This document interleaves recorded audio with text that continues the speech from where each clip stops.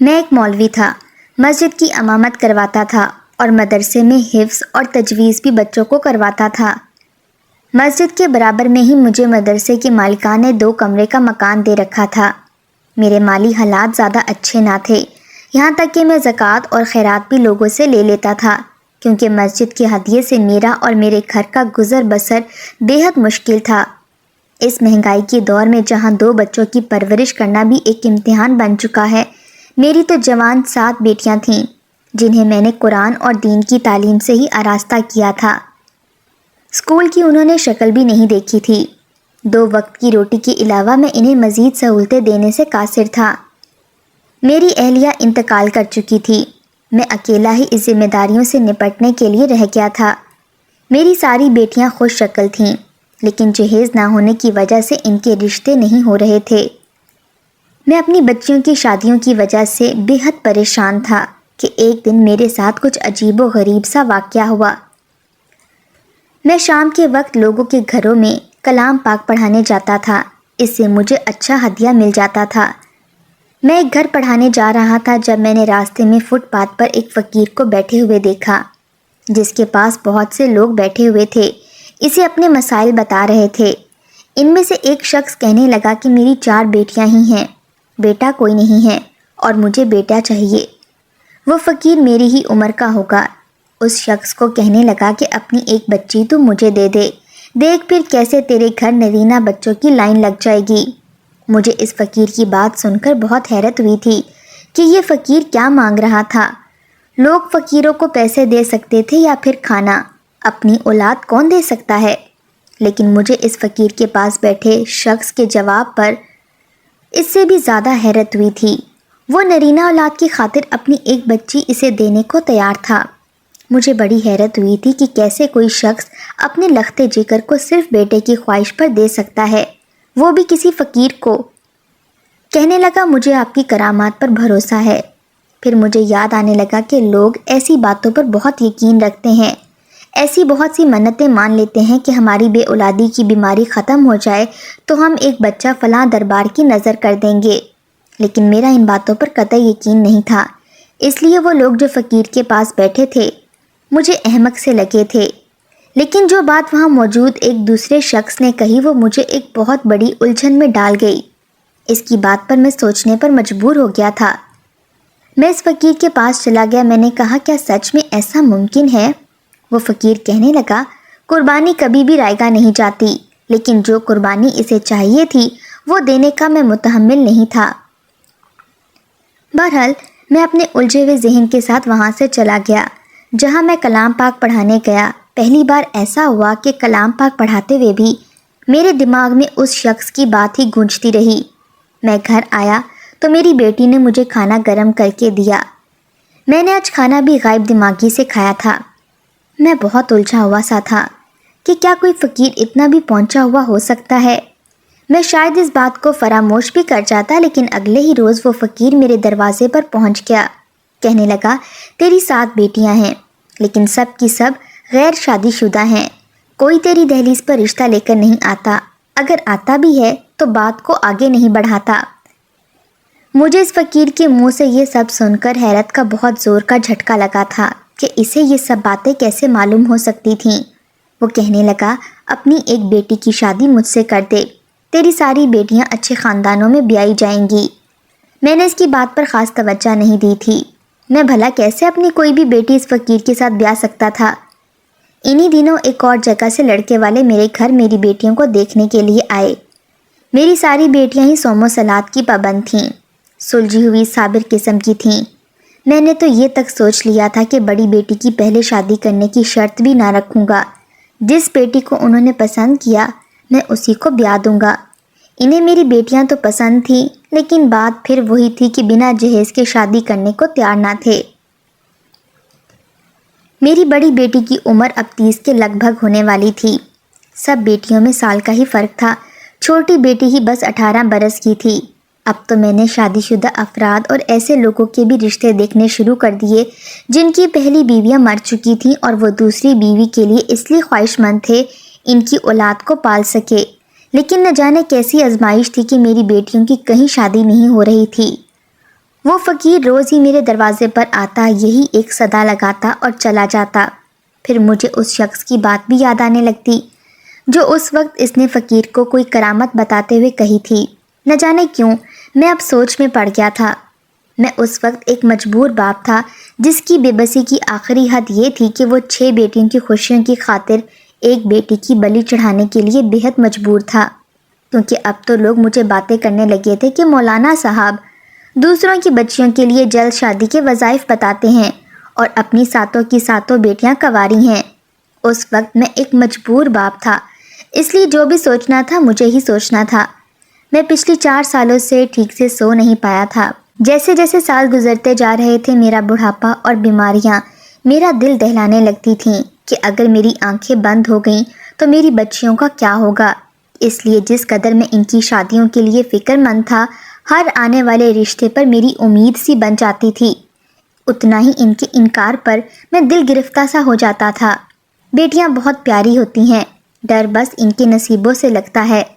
میں اپنی غربت کی وجہ سے یہ سوچنے پر مجبور تھا کہ کس بیٹی کو قربانی کے طور پر آزمائشوں کی بھٹی میں ڈال کر باقی 6 بیٹیوں کی خوشیاں خرید لوں، کیونکہ میں نے اس شخص کو فقیر سے یہی کہتے سنا تھا کہ فلاں شخص جو آپ کے پاس آیا تھا اور اپنی ایک بیٹی کا نکاح آپ سے کیا تھا، اس کی کرامت سے اس کی باقی ساری بیٹیاں سکھی زندگی گزار رہی ہیں، اپنے گھروں میں عیش کر رہی ہیں۔ ایسی ہی باتیں وہاں بیٹھے سب مرد کر رہے تھے۔ اب امتحان ایک باپ کا تھا کہ میں 4 پائی پر بے چین سا لیٹا ہوا تھا۔ میں نے کروٹ لی اور آنسوؤں سے لبریز آنکھیں بند کیں تو سب سے پہلے سب سے بڑی بیٹی کا چہرہ آنکھوں کے سامنے آیا۔ پہلی بار مجھے باپ کا درجہ اسی نے دیا تھا، پہلی بار مجھے ابا اسی نے پکارا تھا۔ میری پہلی اولاد تھی، میرے جگر کا گوشہ۔ میرے ساتھ حالات کی چکی میں صبر کے ساتھ وہی سب سے زیادہ پسی تھی۔ اکثر یہ ہوتا کہ عید کے کپڑے خریدتے ہوئے پیسے کم پڑ جاتے تھے تو وہ میرے کان کے پاس آ کر سرگوشی کرتی کہ ابا میرے لیے کپڑے رہنے دیں، چھوٹی کو لے دیں، وہ چھوٹی ہے، عید والے دن بچوں کے ساتھ کھیلنے جائے گی تو سب بچے نئے لباس میں ہوں گے تو اس کا دل دکھی ہوگا۔ میں نے نفی میں سر ہلایا کہ نہیں، بڑی بیٹی نہیں۔ پھر میں نے دوسری جانب کروٹ بدلی۔ بے چینی بہت زیادہ تھی، آنسو ٹوٹ کر آنکھوں سے نکل کر تکیا بھگو گئے تھے۔ دوسری بیٹی کے بارے میں ایسے خیال ستانے لگے کہ سب سے چھوٹی بیٹی کی خاطر باقی 6 نے اپنی ضروریات پر بھی صبر کے گھونٹ پیے تھے، لیکن سب نے چھوٹی بیٹی کے لاڈ اٹھائے تھے۔ اس لیے بڑی مشکل سے میں نے یہ فیصلہ کیا کہ باقی سب نے بہت تنگیاں کاٹ کر چھوٹی بیٹی کی ہر فرمائش کو پورا کیا ہے، اس لیے اسی بیٹی کو فقیر سے بیاہ دیتا ہوں۔ کم از کم یہ ملال تو نہ ہوگا کہ اس کی کبھی خواہشات پوری نہیں ہوئیں۔ صبح تک میں فیصلہ کر چکا تھا، اس لیے اس فقیر کی ہانک لگانے پر میں نے دروازہ کھولا اور اس سے کہا، میں اس کا نکاح اپنی چھوٹی بیٹی سے کرنے کو تیار ہوں، لیکن رخصتی اس وقت دوں گا جب میری 6 کی 6 بیٹیاں اچھے گھر میں بس جائیں گی۔ وہ فقیر کچھ دیر مجھے غور سے دیکھتا رہا، پھر میری بات مان گیا۔ میرے لیے یہ وقت بے حد کڑا تھا۔ میں نے اپنی چھوٹی بیٹی کو ایک خوبصورت سا لباس لا کر دیا، اسے کہا کہ یہ پہن کر تیار ہو جاؤ۔ وہ نیا جوڑا دیکھ کر بے حد خوش تھی، سرخ رنگ کے جوڑے پر سرخ چوڑیاں پہنے مجھے دکھانے لگی۔ ابا میں کیسی لگ رہی ہوں؟ اس کا کھلتا گلاب چہرہ دیکھ کر مجھے اس فقیر کی سانولی سلونی رنگت اور ادھیڑ عمر کا خیال آیا تو میرا دل خون کے آنسو رویا تھا۔ ایک پل کو دل کی یہ حالت تھی کہ بے بسی سے پھٹ جائے گا۔ میں نے اپنے آنسوں کو اپنے اندر دل پر گرایا تھا، بے اختیار چھوٹی کو اپنے سینے سے بینچا، اس کی پیشانی پر بوسہ دیا۔ ڈھیر ساری دعائیں دل سے نکلیں اور یہ بھی دعا نکلی کہ خدا کسی باپ پر میرا جیسا وقت نہ لائے۔ میں جان بوجھ کر اپنی بچی کو تنگی اور آزمائشوں کی بھینٹ چڑھا رہا تھا۔ تھوڑی دیر میں وہ فقیر نکاح خواہ اور چند گواہوں کے ساتھ میرے گھر پر آ گیا۔ پہلی بار میری دہلیز پر بارات آئی بھی تھی تو کس کی؟ ایک فقیر کی۔ میری رنگت اس وقت پھیکی سی پڑ چکی تھی۔ پہلی بار اس بات کا احساس بڑی شدت سے ہوا کہ بیٹی واقعی کچھ نہیں کہتی، بس ڈر اس کے نصیبوں سے لگتا ہے۔ میری بچیاں ہنس کر فاقے کر جاتی تھیں، میں نے آج تک انہیں شکایت کرتے نہیں دیکھا تھا۔ جب نکاح خواہ نے سارے کاغذی کارروائی کر لی تو میں مرے مرے قدم اٹھاتے اندر کمرے میں گیا تھا۔